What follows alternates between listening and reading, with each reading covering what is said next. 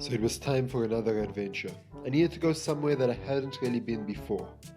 So off I went to a place that I never knew much about, apart from the fact that they played a little bit of rugby and that I didn't need a visa. Good enough for me. And off I went to a city that was only founded because this man over here on a horse decided to take a bath. I flew about 6,700 kilometers from Johannesburg all the way to Tbilisi in Georgia.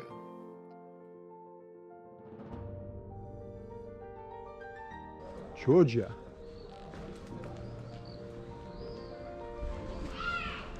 Okay, so we just got here and took a taxi drive. Town is pretty awesome, I can tell you guys that. Well, basically the first thing you notice is that there's just a blend of this old architecture, and as we just move up the road, you're going to see there's a lot more newer buildings, and it sort of blends nicely together as well. Yeah. So my first point of order was to find a SIM card, as I do in most countries. But after walking around the dodgy exchanges and ATMs, I only managed to find a man that told me in the deepest voice ever, "If you want SIM card this time, you have to go underground." And so we went.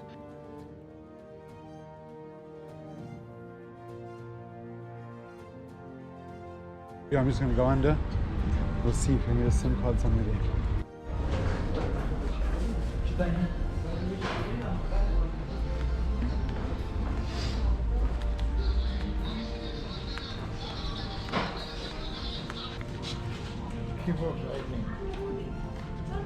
You need first.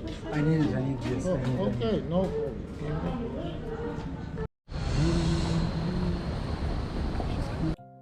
I then took the compulsory night stroll.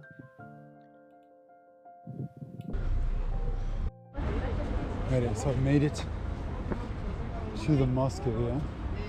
Hoping that's just for cars. It's right up here in the distance. So yeah, this was the biggest mosque I could find actually in Tbilisi. So I'm gonna go there and hope somebody is there to help me, tell me what I can eat and what I can't in this place. Some back alley somewhere. Here's a little trash can. Cat. So this is the Juma mosque actually. Look at it, it's stunning. There's a castle out there in the back, I don't know where from. But yeah, look at all of this architecture just up here as well. Absolutely beautiful. In a normal city, it's the normal part of the city.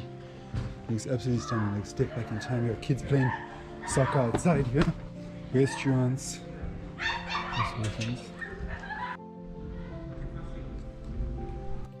I was then invited for a meal by some very, very friendly people. They explained to me more about the situation in Georgia, where about 6% of Georgian people are ethnically Muslims, but there is also a large influence from neighboring countries like Turkey and a semi-autonomous region of Russia which borders Georgia, called Chechnya. Yes, you heard it right. A place in Europe under Sharia law, Chechnya.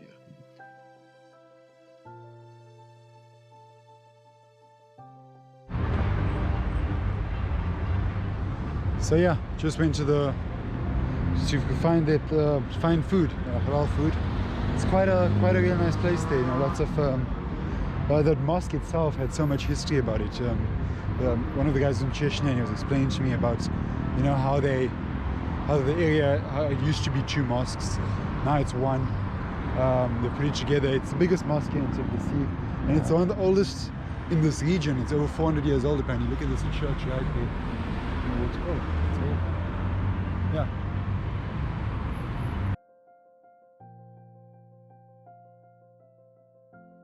The graffiti also changes around here in Georgia compared to Armenia. So opinions in general. There's a Putin one coming up now. It's there in the corner. I'll show you guys that one as well. Very pro-Ukraine here.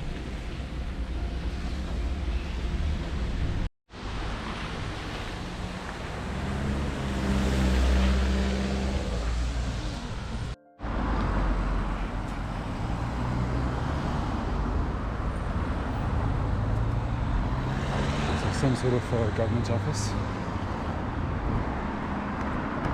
That's how they keep the stuff that isn't government offices.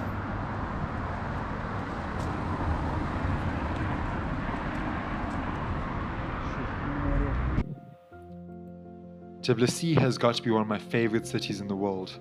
The cobblestone pathways and Renaissance architecture juxtaposed with a modern culture which incorporates both European and Asian values make it just perfect. A walk up the Narikala fortress is definitely worth it. Here you get a real sense of the prime location of the building of the city, along the banks of the mighty Kura River with its mosaic forests expanding out into the everlasting Caucasus Mountains.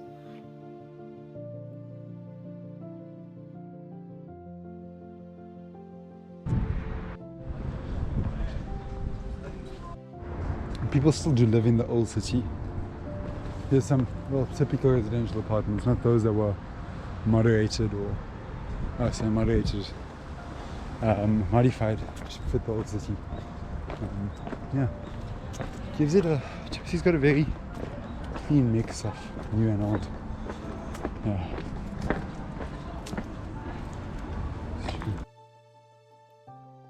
I then checked out some of the more modern parts of the city.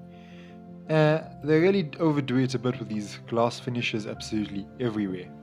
And then afterwards, I finally decided to get myself some typical Georgian cuisine.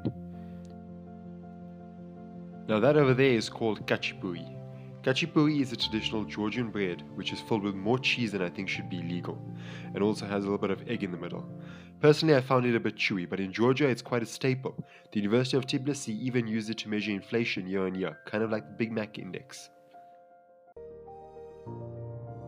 And with that cooking and economics lesson, we conclude the first part of this Eastern European tour.